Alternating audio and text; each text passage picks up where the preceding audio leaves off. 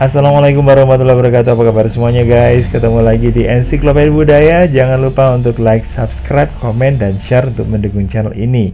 Dan kali ini saya ajak Anda ke Bali ya, untuk melihat salah satu yang ada di sana ya. Apa itu? Ya, selain budayanya, tradisinya, ada juga tempat ibadahnya yaitu pura. Yang akan kita bahas saat ini adalah puranya.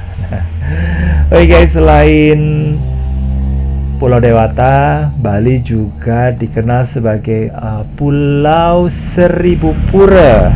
Nah, ngobrolin soal pura ini, selain dikatakan sebagai tempat ibadahnya, memang benar ya, memang tempat ibadah. Tapi pura ini dari mana sih asal katanya? Nah, asal kata pura berasal dari kata pur atau benteng atau tempat berlindung. Ini dari bahasa yang ada di India ya, yaitu bahasa Sanskerta. Dalam hal ini pura juga sebagai tempat untuk berlindung, untuk memohon keselamatan pada Sang Hyang Widiwasa atau Tuhan Yang Maha Esa. Dan memang orang Bali identik ya dengan pemujaan-pemujaan, identik dengan ritual-ritual agamanya, dan juga hal-hal yang berbau keindahan ya guys ya, karena memang Bali sangat menghargai seni. Oke guys, sekarang saya mau ngobrolin tentang pura. Itu ada macam-macamnya ternyata jenisnya ya. Kalau dibagi secara garis besar, pura itu ada dibagi menjadi dua ya, secara garis besar. Sekali lagi, yang pertama adalah pura khusus dan yang kedua adalah pura umum. Oke, kita bahas dulu yang pura khusus. Pura khusus ini ada pura keluarga ya guys ya. Pura keluarga atau tempat pemujaan atau tempat ibadah. Ini biasanya dikhususkan untuk orang yang masih punya hubungan darah atau mungkin sama-sama keturunannya ya. Nah, ini biasanya mereka beribadah di pura keluarga. Kemudian ada pura swagina. Nah, tujuannya adalah untuk pemujaan bagi masyarakat tertentu ya. Nah, ini sesuai dengan profesi dalam menjalankan kehidupan sehari-hari. Contohnya ada pura Bedugul, pura Ulun Swi, dan pura Ulun Danu. Ini tujuannya untuk pemujaan Ista Dewata sebagai dewa kemakmuran, sebagai umat yang profesinya petani ya. Terus kemudian ada juga pura melanting, contoh yang lainnya ya. Ini profesi untuk orang yang berprofesi berdagang ya, atau pedagang. Nah, ini untuk jual beli guys ya. Ini ada puranya sendiri, namanya pura melanting.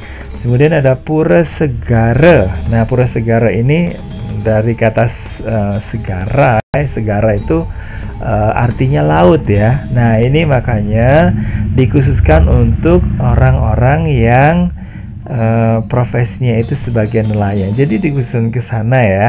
Terus kemudian selain pura khusus ada juga pura umum. Nah, pura umum ini ada pura Kayangan 3, ada pura desa, atau maksudnya pura Kayangan 3 ini dibagi menjadi pura desa, pura Puses, sama pura dalam ya.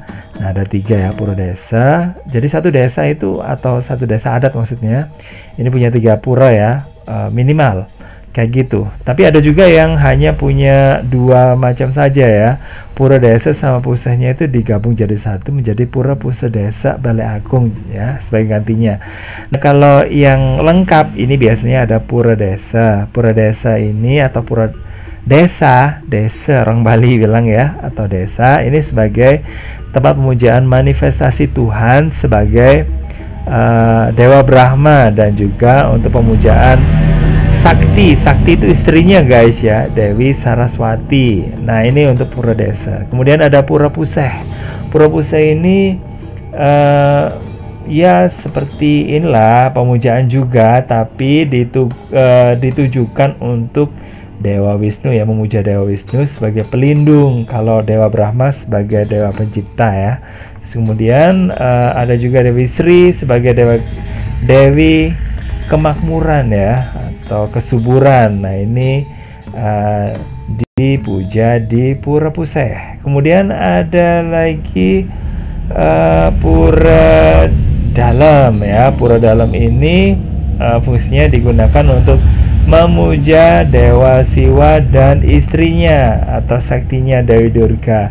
Nah, ini sebagai dewa pelebur guys ya, atau dewa penghancur gitu.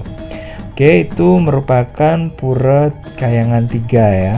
Terus kemudian selain pura Kahyangan 3 yang bersifat umum ini ada lagi, yaitu pura Dangkayangan. Nah, pura ini merupakan pura peninggalan dari Danghyang Nirarta. Nah, saat datang ke Bali, kemudian membangun beberapa pura. Nah, pura-pura itu masih ada guys ya, seperti pura Pulaki, ada pura Batu Bolong, kemudian pura Tanah Lot yang terkenal itu. Kemudian ada pura Peti Tenget dan juga pura Uluwatu yang juga terkenal ya guys ya. Terus kemudian selain dua yang tadi itu pura Kahyangan 3 sama pura Dangkayangan, ada juga pura Satkayangan. Nah, apa aja guys ya yang masuk ke dalam pura Satkayangan? Nah, pura-pura itu digunakan untuk umum ya, baik itu kalau di Bali memang ada kasta-kasta ya. Nah, kalau di Satkayangan ini semuanya boleh untuk beribadah di situ, dan memang seperti di Pura Besaki itu ada ini ya, ada ruang khusus ya, atau mungkin area khusus untuk Brahmana, area khusus untuk Kesatria, Waisya gitu ya, dan sebagainya. Nah, pura-pura itu adalah Pura Besaki, kemudian pura ya Lempuyang, kemudian ada pura Goalawa, ada pura Uluwatu, ada pura Batu Karu, terus kemudian ada pura Bukit Pangelengan atau Puncak Mangu ya. Oke guys, selain itu tadi, kalau untuk pura sendiri itu ada pembagiannya ya. Dari satu pura itu ada bagian yang ada di dalam sendiri, bagian, atau kita ngomongnya luar dulu ya. Ada Jaba itu, atau Jaba itu bagian luar. Nah, bagian luar ini yang saya tahu itu merupakan tempat yang digunakan untuk melakukan ritual yang kadang-kadang ada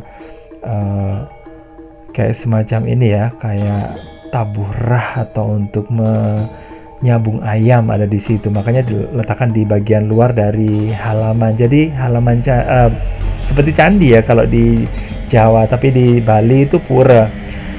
Puranya itu terdiri dari 3 halaman, yang luar untuk tadi itu. Terus kemudian yang kedua ada Jaba Tengah yang digunakan untuk persiapan ya, persiapan upacara.